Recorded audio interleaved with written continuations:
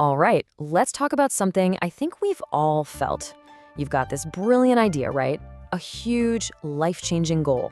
But you're stuck on the couch, just can't get started. If that sounds familiar, then you're in the right place. We're going to explore exactly why that happens, and way more importantly, how you can finally break free. Okay, let's just get this straight, right from the jump. This isn't about some kind of character flaw. It's not that you're lazy, you're stuck. And that, right there, that's a huge distinction. Because see, being stuck, that's a problem we can actually solve. And that's what we're gonna do today. And this image, this just sums it all up, doesn't it? You can see it so clearly in your mind. The finish line, the big win, whatever your goal is. But then there's this huge gap between that big dream and what you're actually doing every day.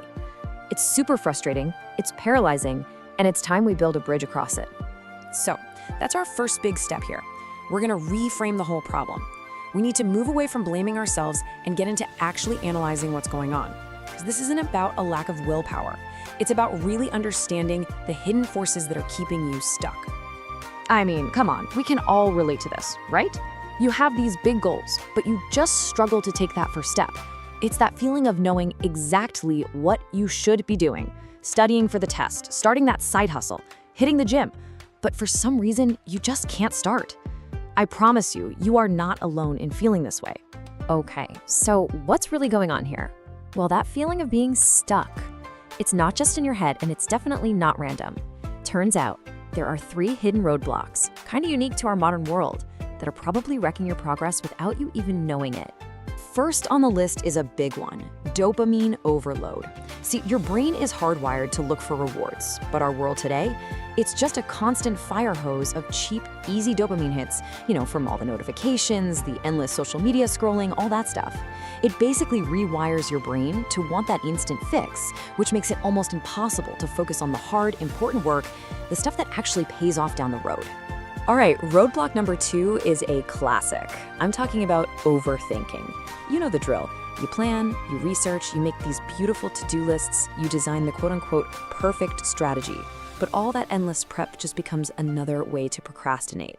You get so wrapped up in planning the work that you never actually, do the work. And that leads us right into our third roadblock, which, honestly, this one's the sneakiest of them all. Fake productivity. This is when you feel like you're being productive, but you're not actually creating anything. You're watching videos about being productive, you're organizing your planner, you're reading articles on how to stop procrastinating instead of just doing the actual thing. Yeah, this chart just says it all, doesn't it?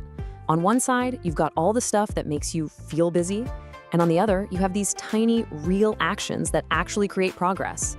Our entire goal is to shift from that left column over to the right. Seriously, writing just one single line is a million times more valuable than watching another video about how to write. So, okay, we figured out the enemy, right? It's this nasty cycle of distraction, overthinking, and just plain fake work. We're stuck. So, how the heck do we fix this? Well, we fix it by adopting a totally different philosophy. This is where the samurai method comes in.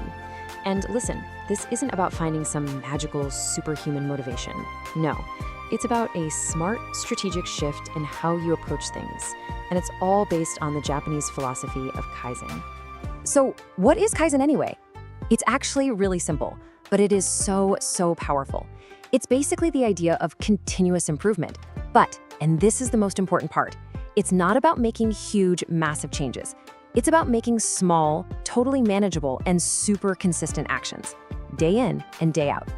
Okay, that sounds great in theory, but how do we actually put this into practice? Well, we can break the whole samurai method down into 5 really clear, actionable steps that you can literally start using today to get yourself unstuck. Okay, here we go. Step 1, control your distractions. This is all about that dopamine reset. Put your phone in another room, close all those extra tabs. Step 2, start impossibly small. Your goal isn't to write the whole book, it's to write 1 sentence, just 1. Step 3, remove all friction. What does that mean? It means lay out your gym clothes the night before. Put the book you want to read right on your pillow. Make it easier to start than to just do nothing. Step 4, and man, this one is a total game changer. Put action before motivation. Don't sit around waiting to feel like it. Just act first, and I promise the feeling will follow. And finally, step 5, build a new identity. When you do all this, you're not the person who wants to do things anymore. You become the person who just does them. You know, this really brings us to the core idea that makes this whole thing work. Most of us, we have it completely backward. We think we need to feel motivated before we can take action. But the truth is actually the exact opposite. This right here, this is the central idea that powers this whole method. You have to stop waiting for some magical burst of motivation to hit you. It's not coming. You have to create your own momentum by taking action, no matter how small that action is. Action is the spark that lights the fire of motivation, not the other way around. Look, if you only take 2 things away from all of this, let it be these 2. Start small and stay consistent. The way out of being stuck isn't some giant leap. It's just a series of small, intentional steps that you take over and over again. 1 push-up, 1 page, 1 line of code. Every single day. And here's the really beautiful truth in all this. That amazing future you're dreaming about, it isn't created in some big, flashy moment of inspiration. It's built. It's forged in the tiny, disciplined actions you decide to take today and tomorrow and the day after that. So I guess the only question left is, what's your one small action gonna be?